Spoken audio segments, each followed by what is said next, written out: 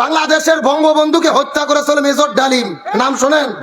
গতকালকে সাংবাদিক ইলিয়াস একটা সাক্ষাৎকার নিছে, তার 2.5 ঘন্টার সাক্ষাৎকার থেকে মাথায় নষ্ট যে এতদিন বইয়ের মধ্যে পড়লাম কি আর উনি ইতিহাস বলতেছে কি। এতদিন শুনেছি 30 লক্ষ শহীদ হয়েছে বাংলাদেশের জন্য, আর উনি বলতেছে 30 লক্ষ শহীদ হয়নি, শহীদ হয়েছে 3 লক্ষ। বঙ্গবন্ধু ইংরেজি জানে না, 3 লাখ না বলে বলছে 3 মিলিয়ন। কে রে 3 লাখ কই আর 30 লাখ কই? 30 লাখ যদি শহীদ হয়, প্রত্যেকটা ইউনিয়নে 655 জনকে শহীদ হতে হবে। এই ইউনিয়ন ঘুরলে তো 10 জনও পাওয়া যাবে না। এতদিন আমরা ভুল তথ্য জেনেছি, ভুল ইতিহাস জেনেছি। পরিষ্কার করে মেজর ডালিম যে সাক্ষাৎকার দিয়েছে, চুমুল তর্ক বিতর্ক, ইতিহাস আমাদেরকে জানতে হবে। বলেছে পাকিস্তান বুদ্ধিজীবীদের বাংলাদেশে হত্যা করেনি, ভারত হত্যা করেছিল আমার দেশকে মেধাশূন্য করার জন্য। আমার বক্তব্য নয়, মেজর ডালিম বলেছেন। তিনি পরিষ্কার করে তার একটা বক্তব্য শুনে কলিজা ঠান্ডা হয়েছে, তাকে ফেরত দেয়। ও বলতেছে আমি জাতির পিতা, জাতির চাচা, দাদা, মা, নানা এগুলো মানি না, মুসলমান হিসেবে একমাত্র জাতির পিতা ইব্রাহিম আলাইহিস সালাম। আল্লাহু আকবার বলে। এ তো বাপের বেটা রে, কই ছিল এতদিন? এটা তো কোরআনের ঘোষণা। আমাদের জাতির পিতার নাম কি? মিল্লাত আবিকুম ইব্রাহিম ওয়া সাম্মাকুমুল মুসলিমিন। বঙ্গবন্ধু কি জাতির পিতা? ইব্রাহিম আলাইহিস সালাম জাতির পিতা কে বলেছে? এই জন্য গভীর মনোযোগ, ইতিহাসকে বিকৃতি করতে করতে পুরো জাতির মধ্যে তার একটা ধোঁয়াশা তৈরি করেছে। পরিষ্কার করে বলেন। মেজর ডালিম আরো একটি গুরুত্বপূর্ণ কথা বলেছে, মানব অধিকার ভারতের কাছ থেকে শিখতে হবে না, আমেরিকার কাছ থেকে শিখতে হবে না, তোমরা কোরআন পড়ো, রসুলের জীবন পড়ো। কোরআন আর রসুলের জীবনের ভেতরে রয়েছে পৃথিবীর শ্রেষ্ঠ মানবতা। এতদিন জানলাম কি, শুনলাম কি, আর হচ্ছে কি? আজকে একটা দল তাদের ইতিহাসকে গভীর ভাবে লুকিয়ে রেখে বাংলাদেশের মানুষকে তারা বিভ্রান্ত করার চেষ্টা করেছিল। আরো জোরে বলেন। উনি আরো একটা কথা বলেছেন, বাংলাদেশের দাড়ি টুপিওয়ালাদেরকে বলা হয় এরা মুক্তিযুদ্ধের বিরুদ্ধে ছিল। মেজর ডালিম বলেছে জামাত ইসলাম বলো, দাড়ি টুপিওয়ালা বলো, আমি কাউকে মুক্তিযুদ্ধের সময় কোনো অন্যায় করতে দেখিনি। আল্লাহু আকবার বলেন। আসলে সত্য কখনো গোপন থাকে না, সত্য প্রকাশ হয়ে যায়। সাংবাদিক ইলিয়াসকে সেলুট দেই মেজর ডালিমকে প্রকাশ আনার জন্য। একসঙ্গে 8 লক্ষ লোক তার লাইভ দেখেছে। আল্লাহু আকবার বল। টেলিভিশনে লাইভ বলে 10-20 হাজার লোক দেখে, আর 8 লক্ষ লোক রাত 10টা-12টা পর্যন্ত তাদের আলোচনা শুনতেছে। তার মানে বাংলাদেশের মানুষ সত্যটা জানতে চায় আর বিভ্রান্তর মধ্যে থাকতে চায় না। আমরা স্বাধীন হয়েছি, স্বাধীনতার মূল ইতিহাস কি, সত্য ইতিহাস কি, দল মতের ঊর্ধ্বে উঠে সত্য ইতিহাসটা জাতির সামনে আজকে প্রকাশ করা দরকার। কথা বলেন ঠিক কিনা? এই জন্য বলি, তিনি বলেছেন শান্তির জন্য কি লাগবে? আরো জোরে বলেন। এই কোরআন জমিনে কায়েম হওয়া ছাড়া শান্তি আসতে পারে? জোরে বলেন পারে। এই জন্য আমাদের মুসলমানদের জাতির পিতার নাম কি? আরো জোরে বলেন। এই জন্য ছেলে পেলে মিছিল শুরু করেছিল। ইব্রাহিম আলাইহিস সালাম হলেন জাতির পিতা। আর বঙ্গবন্ধু কি? এগুলো বলে হ্যাঁ বঙ্গবন্ধু ঘোড়ার ডিম দেখেন, ফেসবুকের মধ্যে ছেলে পেলে লাগে। আমরা এগুলো বলতে চাইনি, কিন্তু স্বৈরাচার হাসিনাই তার বাপকে বেশি অপমানিত করেছে তার অপকর্ম কুকর্মের জন্য। কতক্ষণ ঠিক কিনা?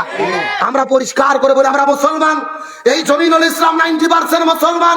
এই বাংলার জমিনে শান্তি কায়েমের জন্য আগামীতে দেখতে চাই কোরআন দিয়ে যেন বাংলাদেশের পার্লামেন্ট চলে, কোরআন দিয়ে যেন বিচার চলে, কোরআন দিয়ে পুরো দেশ চলে। কোরআনই পারে শান্তি আনতে, নতুবা শান্তি আসা সম্ভব।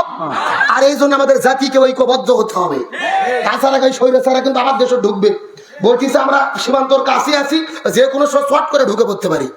আমরা বলছি যে ম্যাডাম আপনি আসেন, এটা তো বাবার দেশ আছেন, আপনি শর্ট করে ঢুকবেন আর আমরা আপনাকে ফট করে আয়না ঘরে ঢুকে দেবো। এ কথা কর না কে রে? ও শর্ট করে ঢুকবে, আমরা কি আঙুল চুষবো, ফিডার খাবো? কই ঢুকে দেবো?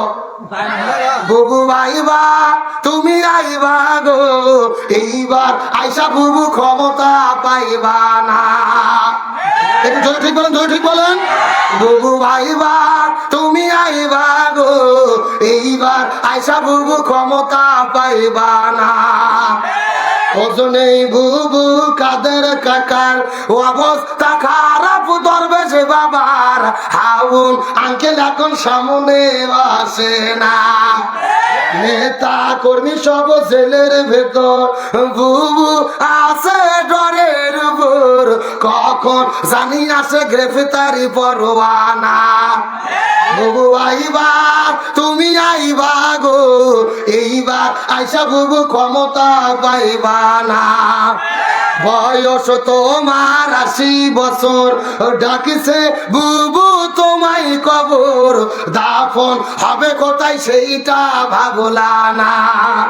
বুবু আইবা তুমি আইবা গো, এইবার আইসা বুবু সিংহের পাইবা না।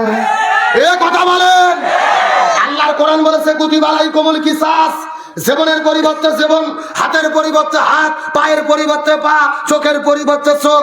এই আয়াতের ডিজিটাল ব্যাখ্যা হলো আয়না ঘরের পরিবর্তে আয়না ঘর। তার কারণে আয়না ঘরকে আমরা তৈরি করেছি না ওরাই করেছে? আমাদের প্রিয় ভাই ব্রিগেডিয়ার আমান আজমি ব্যারিস্টার আরমানকে 13 বছর আয়না ঘরে বন্দি করে রেখেছে। সূর্যের আলো দেখতে দেয়নি, বাইরের বাতাস দেখতে দেয়নি। আজান যখন হতো বক্স বাজাই আজান পর্যন্ত শুনতে দিত না। ডক্টর ইউনূস সরকারকে বলবো, ওই স্বৈরাচারের যত এমপি মন্ত্রী গ্রেপ্তার হয়েছে বিচার চলাকালীন অবস্থায়, এদের জেলে বন্দি রেখে জামাই আদর করলে হবে না, এদের প্রত্যেককেই আয়না ঘরে বন্দি করে রাখতে হবে। আলোচনা কি চলবে? শেষ পর্যন্ত থাকবেন তো ইনশাল্লাহ? দেখি থাকবেন না কারাগারে, একটু হাত তোলেন তো। এই যে দুইজন হলো হুজুর বাঙালি, এই সত্য সত্য শেষ পর্যন্ত কারাগারে থাকবেন, একটু হাত উঠান দেখি। সবাই হাত উঠান দেখে লিল্লাহি তাকবীর। এ সব হয় না, হাত উঠানে মাঝখানে মুরব্বি মুরব্বি, এ ছেলে সবাই একটু হাত উঠে, সবাই একটু গলা কাকার যন্ত্র দেখে লিল্লাহি তাকবীর। আল কোরআনের আলো, আল হাদিসের আলো, দুনিয়ার মুসলিম ইসলামের শত্রুরা কোরআন আছে যেখানে লিল্লাহি তাকবীর। আলহামদুলিল্লাহ বলেন। আপনারা সবাই কিন্তু হাত তুলে ওয়াদা করলেন শেষ পর্যন্ত থাকবেন। এখন না থেকে যদি উঠে চলে যান, ওয়াদা ভঙ্গ করা কিসের লক্ষণ? আপনারা কি মুনাফিক হতে চান? মুনাফিক হতে চান কি চান না, এটা মুনাজাতের আগে বোঝা যাবে। জোরে বলেন কিসের আগে? মুনাজাতের আগ পর্যন্ত কারা কারা দেখেন উঠে উঠে চলে যায়, যারা যারা উঠে যাবে মনে করবেন ওই গ্রুপের লোক। আল্লাহ তাআলা শেষ পর্যন্ত থাকার তৌফিক দিক, বলুন আমিন। আসলে আল্লাহ তাআলা আমাদেরকে সৃষ্টি করেছেন, আল্লাহর একটা উদ্দেশ্য আছে না নাই? উদ্দেশ্য কি? আল্লাহ তাআলা বলেন ওয়া খলাকতুল জিন্না ওয়াল ইনসা ইল্লা লিয়াবুদুন, আমি মানুষ এবং জিনকে সৃষ্টি করেছি আমার ইবাদত করার জন্য। সুবহানাল্লাহ। এখন আজকের আলোচনার মেইন সাবজেক্ট হলো আল্লাহর কাছে সবচেয়ে প্রিয় ইবাদত কোনটি, আল্লাহর কাছে সবচেয়ে প্রিয় আমল কোনটি। আমাদের বগুড়া জেলার মানুষের ধারণা নামাজ পড়ার নাম ইবাদত, হজ করার নাম ইবাদত, যাকাত দেওয়ার নাম ইবাদত। নামাজ রোজা হজ যাকাত অবশ্যই ইবাদত, তবে আল্লাহর কাছে সবচেয়ে প্রিয় ইবাদত হলো এই জমিনের ভেতরে কোরআন বিজয়ের আন্দোলন করা, ইকামতে দ্বীনের কাজ করা, এই জমিনের ভেতরে কোরআনের শাসন কায়েমের আন্দোলন করা। এখন আপনাদের মনের মধ্যে প্রশ্ন জাগতে পারে, হুজুর এটা আপনি কেমন কথা বললেন? সারা জীবন শুনলাম নামাজ রোজা হজ যাকাত, এগুলো হলো আসল ইবাদত, আর আপনি বলতেছেন কোরআন প্রতিষ্ঠার আন্দোলন আসল ইবাদত। কারণ কি? আমার যুক্তিগুলো মাথার মধ্যে ভালো করে ঢুকান। এই বাংলাদেশে তাবলীগ নামে একটা দল আছে না নাই? আচ্ছা বলেন তো, তাবলীগের কি কোনো বিপদ বাংলাদেশে আছে? নাই। আচ্ছা বলেন তো, বাংলাদেশে জিকির বাটি আছে না নাই? কথা কয় না। আরে বাংলাদেশে যত জিকির চলে, এত জিকির পৃথিবীর কোনো দেশত চলে না। যেই রকম পীর ওই রকম মুরিদ, ওই রকম তরিকা, ওই রকম জিকির আছে না নাই? আমি তো দু একটা বলবো। আল্লাহর ওলি খাজা বাবা, বিশ্বের ওলি খাজা বাবা, ফরিদপুরের কেবলা জাগান তোমার জন্য কান্দে বাবা, লক্ষ জাকির আওয়ান। এ কথা কোন